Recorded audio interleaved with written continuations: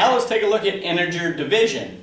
If you remember, for integer multiplication, we ended up with this nice chart that positive times positive is positive, positive times negative is negative, negative times positive is negative, and negative times negative is positive.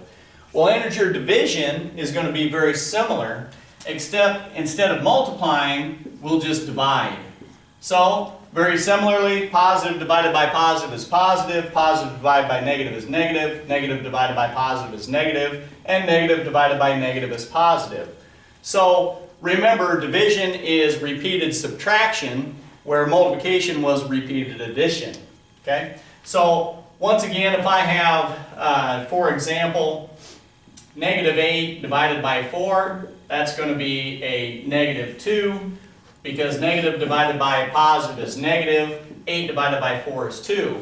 Now once again, we can check this by multiplying back. 4 times negative 2 equals negative 8. So once again, division is the inverse of multiplication, so that should make sense. Notice also that 8 divided by negative 4 equals negative 2, because negative 4 times negative 2, negative times a negative is a positive, and 4 times 2 is 8.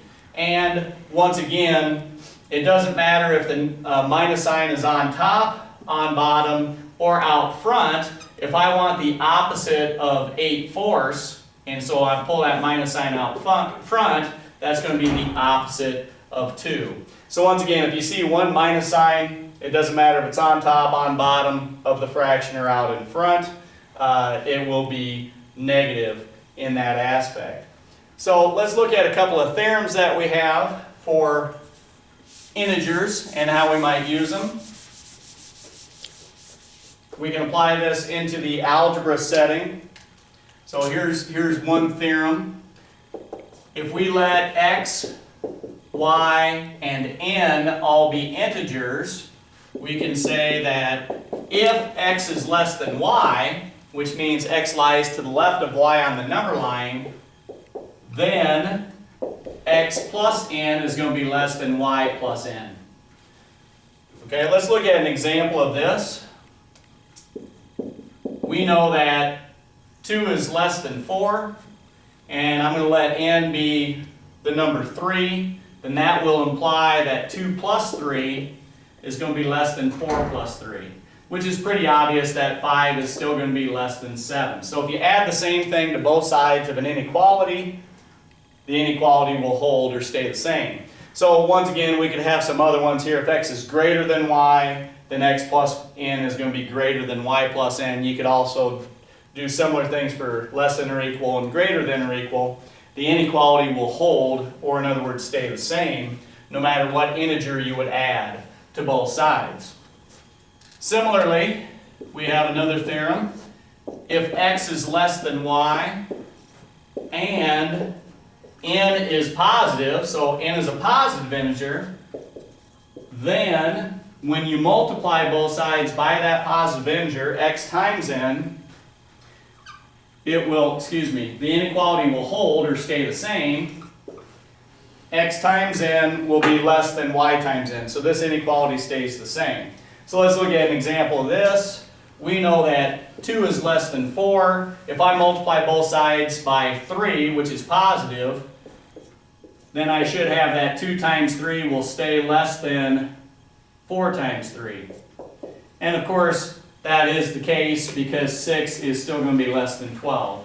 So basically with an inequality, if I multiply both sides of that inequality by a positive integer or a natural number, basically the inequality will hold. So if I put a greater sign here, then this would be greater sign there as well. The inequality is going to hold.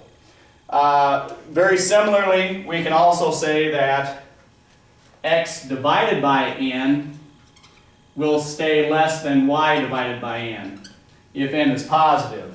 So let's let n be 2. If I divide both these sides by 2, is it true that 1 is still going to be less than 2? Yes. So dividing both sides by a positive integer will also allow the inequality to hold. So now let's take a look at what happens if we multiply by a negative number. So now let's let x be less than y and n be a negative integer, then what happens is the inequality will reverse. So instead of x is less than y, but x times n, the inequality reverses or flips to being greater than y times n, and x divided by n will be greater. That one also reverses when you multiply by a negative number. So let's take a look at this. If I want to multiply both these times negative 3, okay, 2 is less than 4, but what do we have here? Minus 6 and minus 12. Well, which one is greater and which one is less? Actually, negative 12 is less because if you look at the number line, here's 0, here's negative 6, here's negative 12. Remember, to be less, and I'll just use positive numbers, 6 is less than 12 because it lies to the left on the number line. So which one lies to the left on the number line? Minus 12. So minus 12 is smaller, which means minus 6 is bigger here. Okay, so 2 is less than 4, but if I multiply both sides by negative 3, then the inequality reverses. Very similar, I could divide both sides, say by a negative 2, the inequality also reverses. So this becomes negative 1. Over here it's negative 2. Negative 2 is smaller because it lies to the left on the number line, which means minus 1 is bigger. So notice the inequality went from strictly less than to strictly greater than here. Let's look at one more example on this. So this was actually number 3. So I kind of cheated and used my number 2. But let's look at one that's a little more obvious. We know that minus 2 is less than 4 because any negative number will be less than a positive number. If I multiply both of these by a negative 3, what happens? Well, on the left, we end up getting a positive 6, and on the right, we end up getting a negative 12.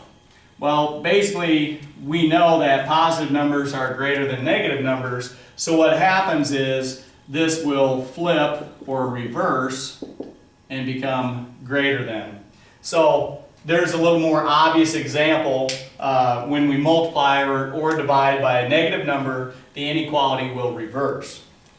So, one last topic is order of operations, which we have for all real numbers, but certainly we have them for the integers.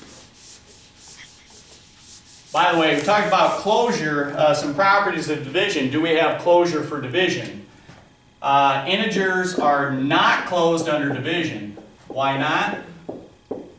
Because if I take any two integers, closure would mean that if a and b are integers and b is not equal to 0, then a divided by b would also have to be an integer. But certainly that doesn't always work. 2 divided by 4 is not an integer.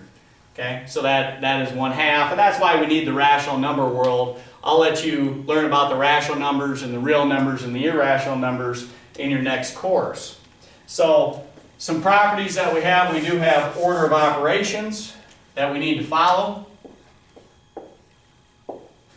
Order of operations. Please excuse my dear Aunt Sally is how one student mentioned this to me. Please excuse my dear Aunt Sally. So what does that mean? Well, first of all, we're going to do any parentheses. Then we're going to do any exponents.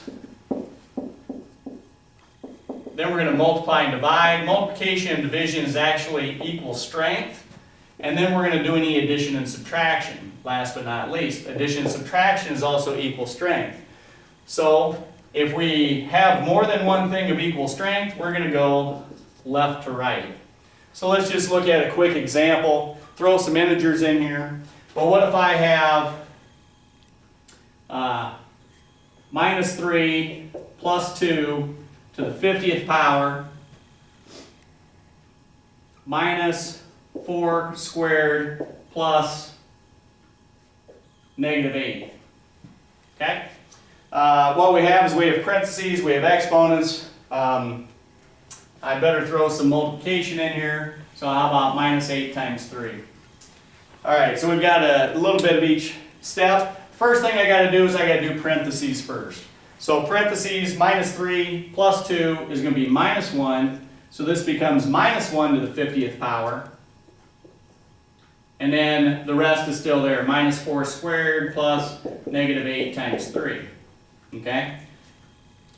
So, minus 1 to the 50th power, if I multiply minus 1 times itself 50 times, what happens is, if you just multiply the numbers together, 1 to the 50th power is 1, but how many minus signs do I have? I have 50 of them, and of course, negative times a negative is a positive. I have 25 pairs of negatives, so that means they would all pair up. So basically, this ends up being negative 1. So I can do my exponents next. Excuse me, it's going to be positive 1 because all the negatives pair up. So negative 1 times negative 1 is positive 1, and we can do that 25 times.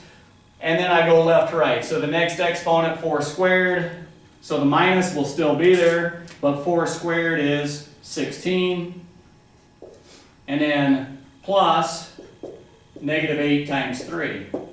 Now the next thing I have to do is the multiplication. So I'll have to do the negative 8 times 3. So I've got 1 minus 16 plus negative 8 times 3 is negative 24. Now I'm going to add or subtract left to right. There's more than one, so subtraction and addition are equal strength. So I'll have to take 1 minus 16 first. 1 minus 16 is 1 plus the opposite of 16, which is negative 15. And then I still have my plus negative 24. And when I do that, they're both going left. So if I spend $15, then I spend $24, I've spent $39. So this equals minus 39. So that's the only correct answer, and order of operations is going to hold. Please excuse my dear Aunt Sally. It's kind of the acronym for that, but parentheses, exponents, then multiplication, division equal strength, then addition, subtraction equal strength. More than one of equal strength will go left to right.